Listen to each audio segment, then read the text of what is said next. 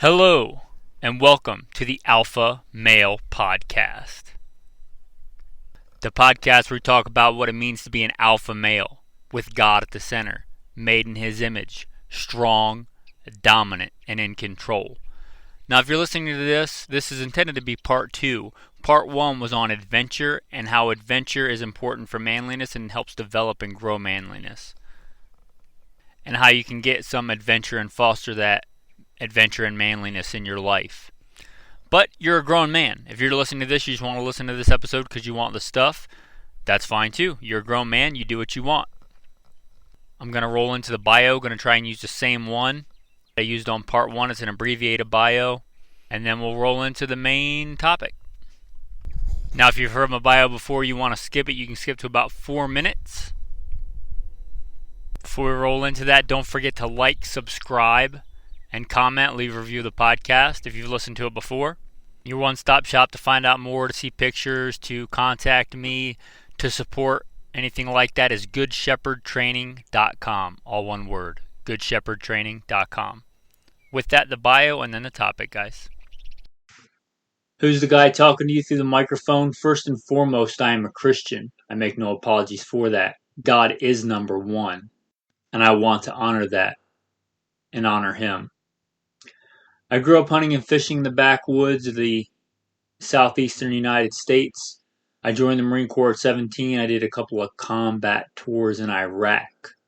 After my combat tours in Iraq, I was an urban warfare instructor for the United States Marine Corps, teaching urban warfare and desert warfare to Marines and other military forces.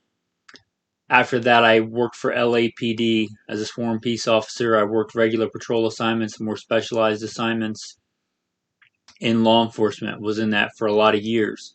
I also served the United States Army, both full-time and part-time National Guard. I guess I should say that my primary MOSs in both were infantry. I started shooting competition even before I joined the Marine Corps at 17. In fact, by God's grace, with the talents He's given, even won a gold medal before I joined the Marine Corps at 17. I've won more competition shooting matches than I can honestly remember. State rifle and pistol champion a few times over. West Coast regional rifle champion. I've been a private contractor for a 3-letter government agency that I won't specify. I've also been blessed to be the commander of a tactical team in a large metropolitan area where our primary objective, our job, was to stop active shooters. Blessed be the Lord my rock, who trains my hands for war and fingers for battle. I've hunted all over this beautiful country, from mule deer on the west coast to whitetail on the east coast to gray squirrel on the east coast to prairie dogs on the west coast. I have been a professional hunter and guide of all kinds of game, professionally hunted things like buffalo and elk and deer and exotic species. I have slain wolf and bear and all manner of beast. And I don't apologize for it. FBI certified, NRA certified, firearms instructor, professional firearms instructor for a lot of years. But if you ask me what I am, I'd say first and foremost, I'm a servant of God, a student of the Bible, a teacher, a preacher, and a fisher of men. Enough of that. With that, guys, let's roll into the body of this episode, which is going to be on adventure. Adventure. And specifically today, the adventure kit. Now today I'm going to give you a list of things. But things are not what's most important. Obviously, number one is God. Always. And God's given you many gifts above money and above possessions. A healthy body, and intellect, reason. And hopefully He's blessed you with common sense. And those things will be far more important than the stuff I'm going to mention today. But if you tuned into this, you want to hear about this stuff. So let's get into what I'm going to refer to as the Walmart Adventure Survival Kit. Now we'll talk about price. If you're going to forego one of the big items on the list, which I'll talk about, which I think is important to manliness, this is going to be under $100. If you get that item, it'll be over $200. But keep in mind, this is if you don't have any of this stuff. Likely you have some of this stuff already. Likely you have something. Alright guys, with that, the number one thing, a Bible. Bible's number one. God's number one. Every day you need the Word of God. Now you can obviously get a Bible at Walmart. You could also download a free app on your phone, the Bible app. I use it all the time, especially if I want to look something up. I'm like, I know that verse, but I don't know where it is. Bam, Bible app. Or just Google whatever verse you want to look up. So you probably have that already, and it's probably free. And if not, you can usually go to a local church and ask them. And a lot of times, a lot of good churches will just give you a Bible. So that's number one. Number two, you probably think I'm going to talk about, with my background, some kind of super tactical, super awesome piece of kit. Number one on this list, you get at Walmart or anywhere else, is socks. Socks are important. Socks are probably one of the most important things on the list because you may not run out of water. You may not run out of food. You may not get in a gunfight. But if you're going out in the wilderness, you're probably going to be walking. Putting some miles on the old Lamborghinis, the old Subarus. Stretching out the old Chevrolets. So don't just put on your cotton, whatever normal socks that you have. I'm going to suggest that you get some good 100% polyester socks.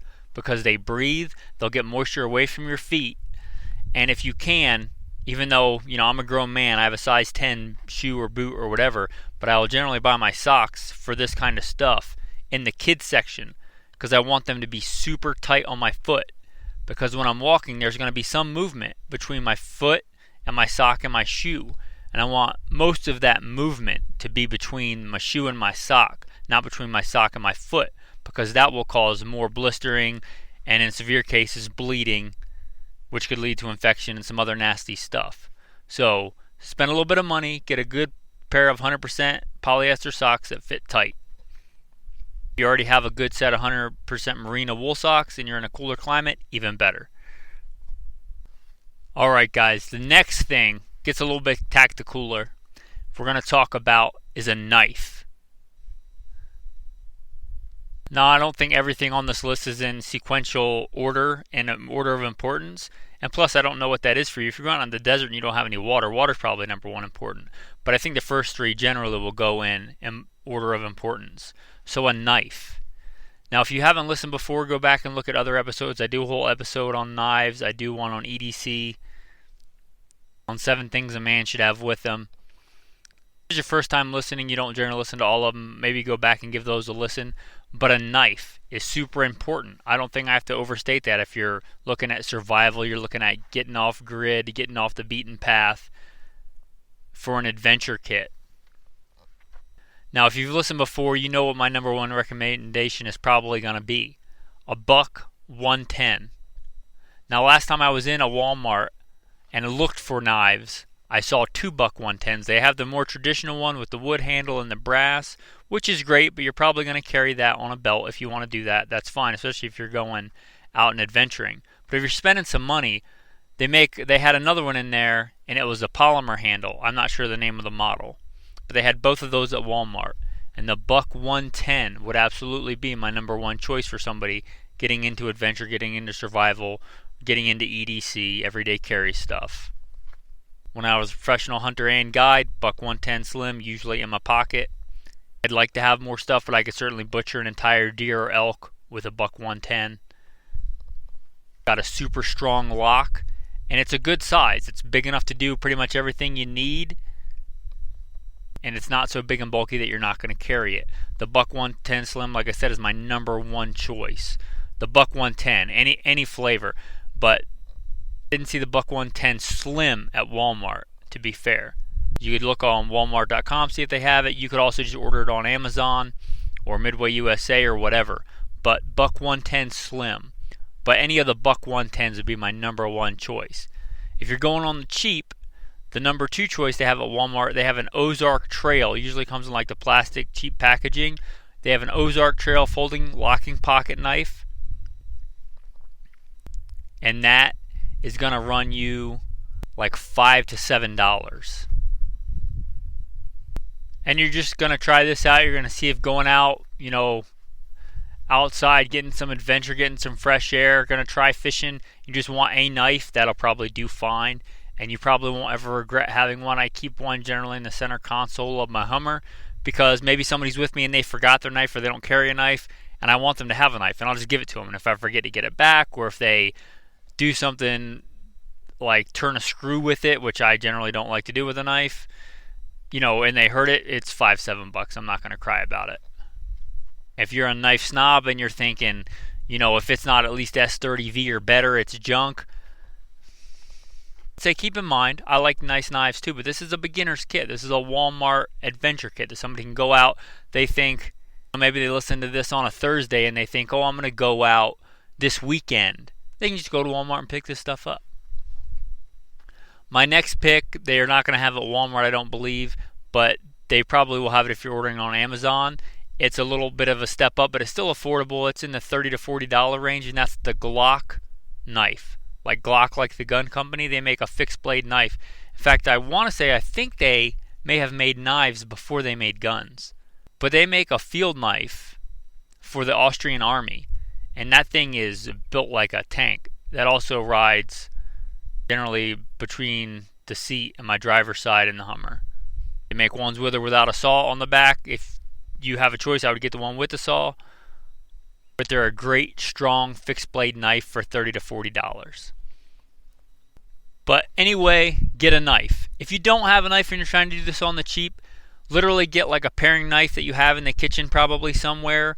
Make sure it's sharp. Make a sheath out of duct tape and cardboard that you probably have laying around from an Amazon box or a box of some sort. Make a sheath and figure out a way to safely carry it. The next thing we're going to talk about is water. Water, obviously, super important. The three main ways I'm going to talk about to get clean water, if you're not bringing it with you, are chemical, mechanical, and heat. So the number one simple way I'm going to tell you is just get a stainless steel, or I guess aluminum, but just a plain metal water bottle. You might be taking water in with you anyway. Generally, I'll like to go out without taking anything and find my own and make my own clean water. But if you're just starting out, you may not want to do that. So just get a metal water bottle, either stainless steel, aluminum. Make sure that it's not insulated.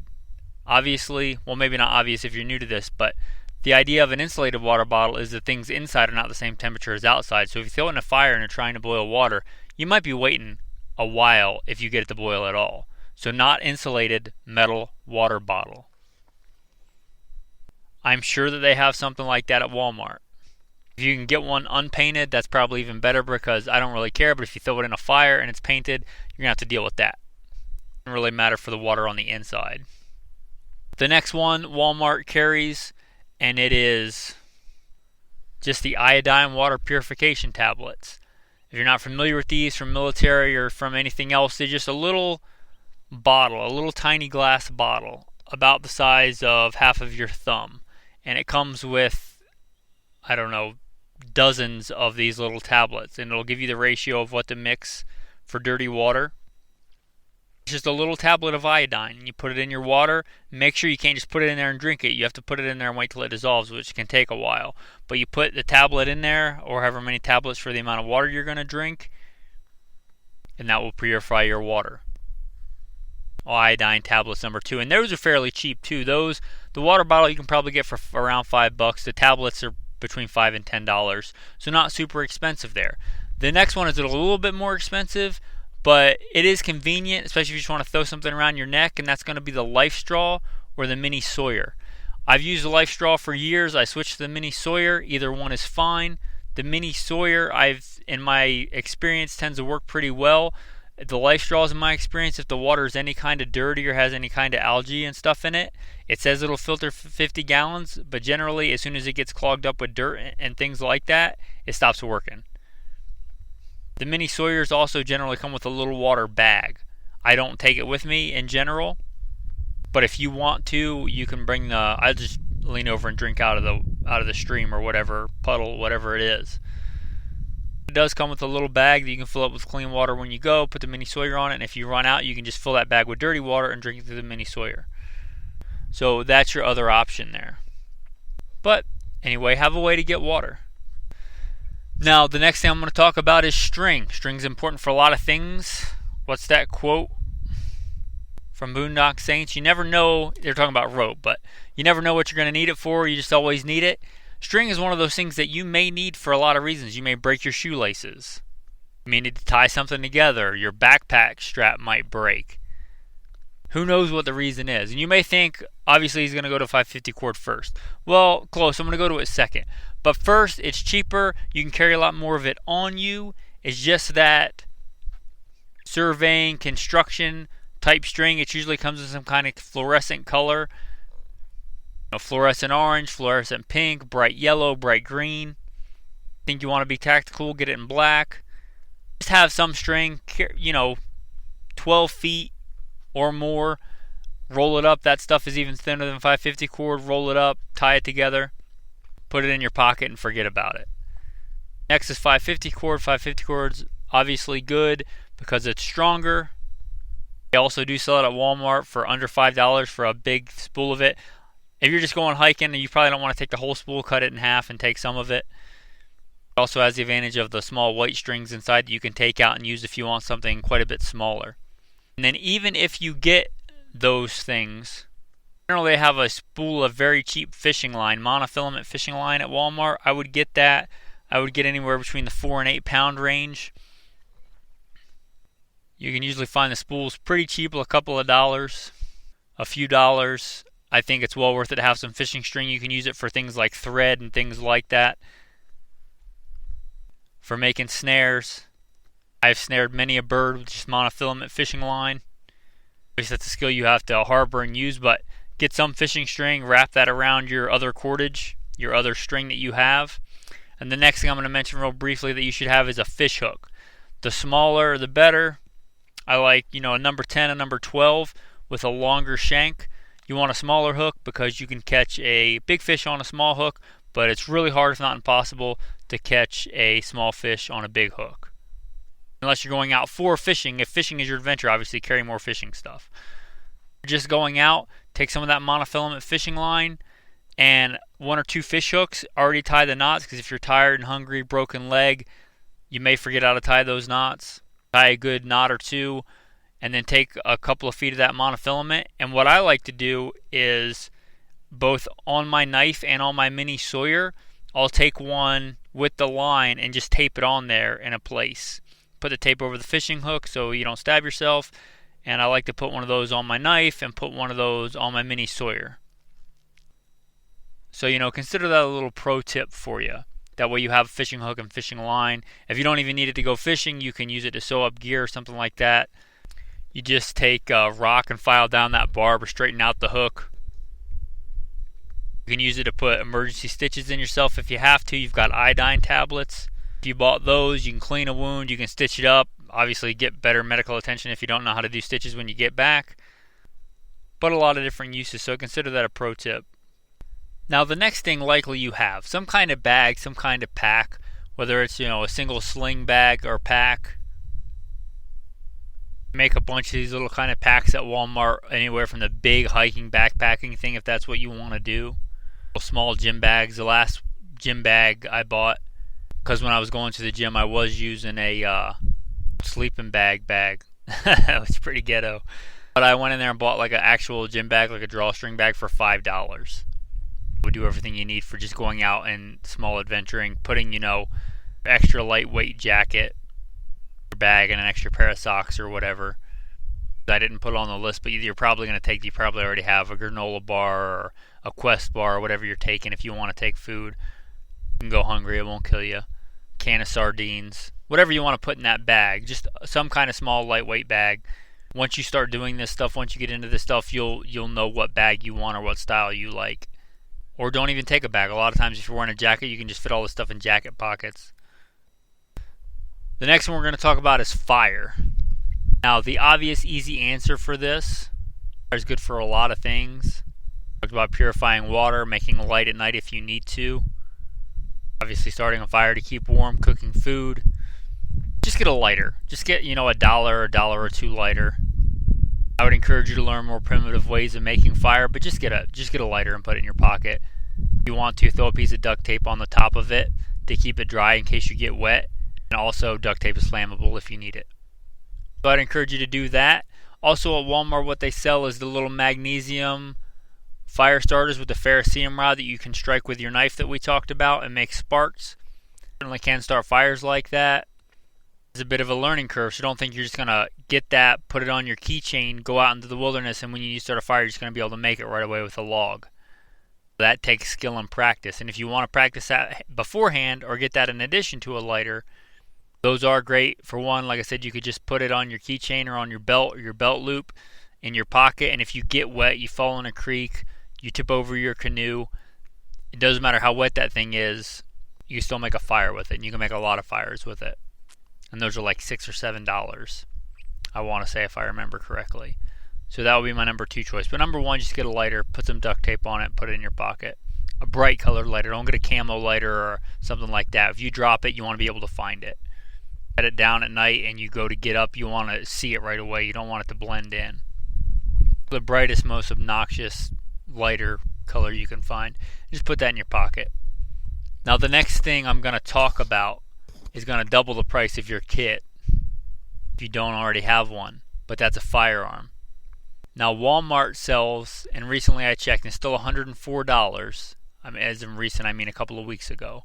I know some Walmarts in some states don't sell guns. If you're in Connecticut or something, or California, they probably don't. I don't know. But Walmarts around me carry guns. They carry a single shot shotgun called the Hatfield.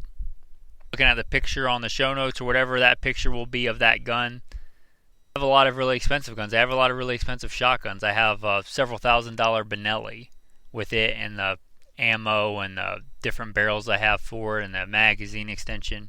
The other day I went out in the wilderness to hunt and gather and forage and be able to find and get food. And you know what I took?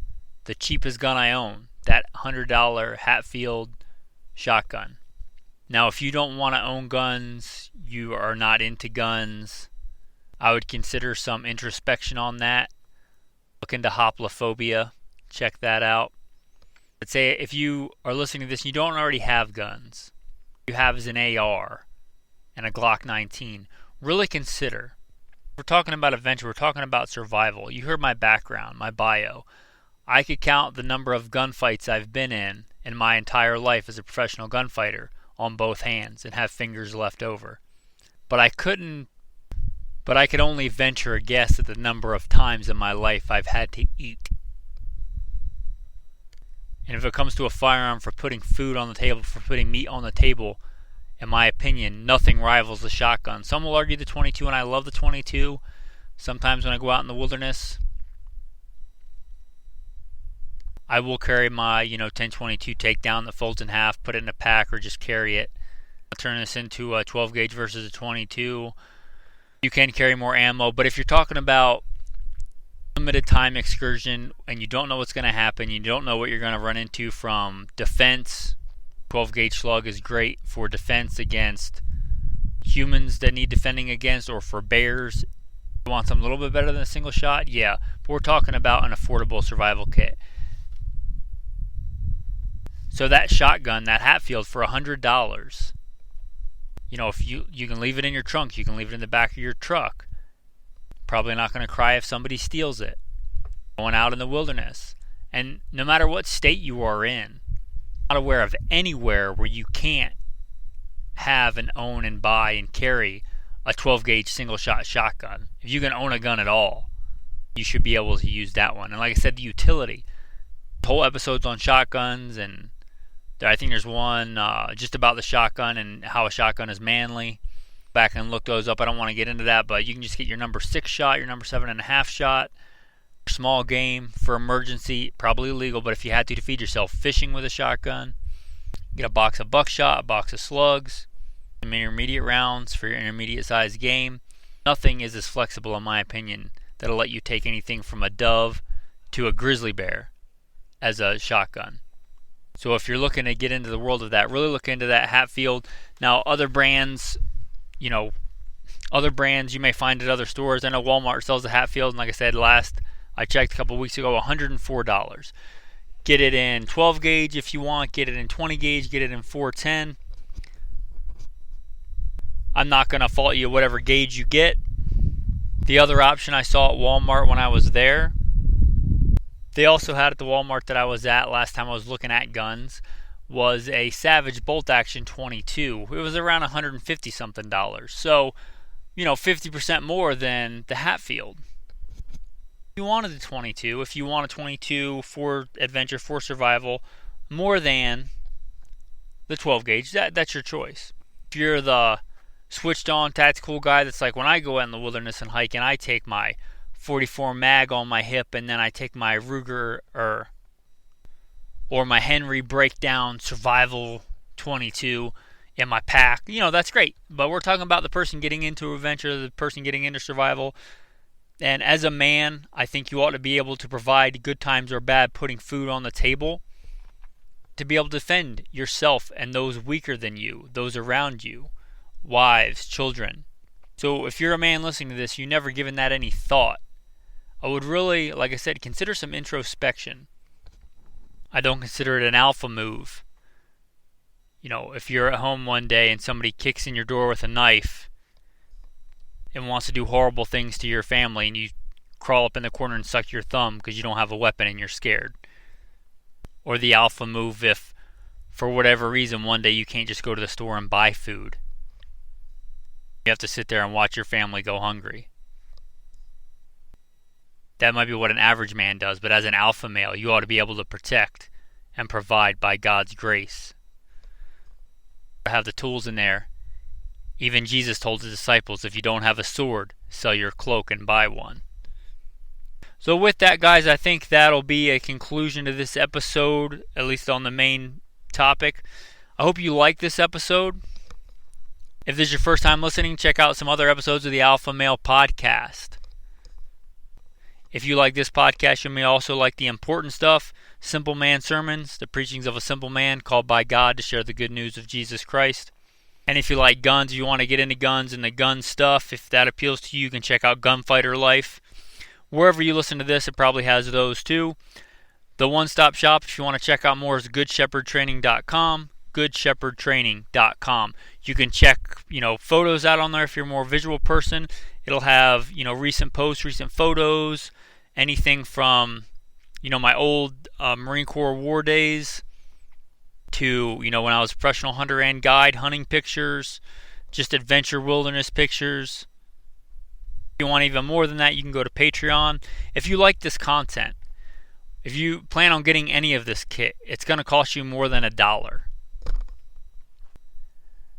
Now, if you want to listen for free and don't feel guilty. But know that this content is free to listen to, and I like it that way, but it's not free to produce. So if you want to step up, support the tribe that you're a part of now. Support this podcast. I'd encourage you to go to goodshepherdtraining.com or go to the Patreon link and scroll down, go to Patreon, consider giving $1. The fraction of the cost of a box of ammo or another knife, or even, a fancy cup of coffee from the city in a store made with those fancy electric percolators. A fraction of the cost of that, you could support this content and help, hopefully, other men grow and become stronger. If you don't want to support that way, I would encourage you to like, subscribe, and comment.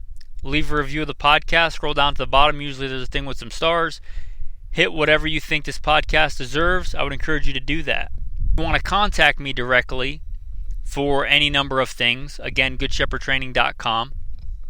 Want to contact me if you want to go on a hunt, if you want to go on some adventure, if you want to learn to shoot, if you want to get into guns or take your guns to the next level, if you want some security consultation, something like that, any number of things, go to goodshepherdtraining.com. Anywhere in the Arizona area, currently in a 1.8 million acre national forest, living off grid. If you want to make the trip or you're in the area and you want any of those services, you want to do anything like that, or you just want to contact me, again, goodshepherdtraining.com. There's a way on there to contact me. With that, guys, get out there, be an alpha, and have a blessed day. Postscript. Forgot to mention a compass. Your smartphone, your iPhone probably has an app like that on your phone already, but if not, download a compass app. And also download the U.S. Army Survival Guide at $1.99 per my iPhone App Store. Also, postscript. Tactical tips for adventure. Number 1, don't eat yellow snow. And number 2, don't touch a fuzzy looking cactus. Thanks guys, have a blessed day.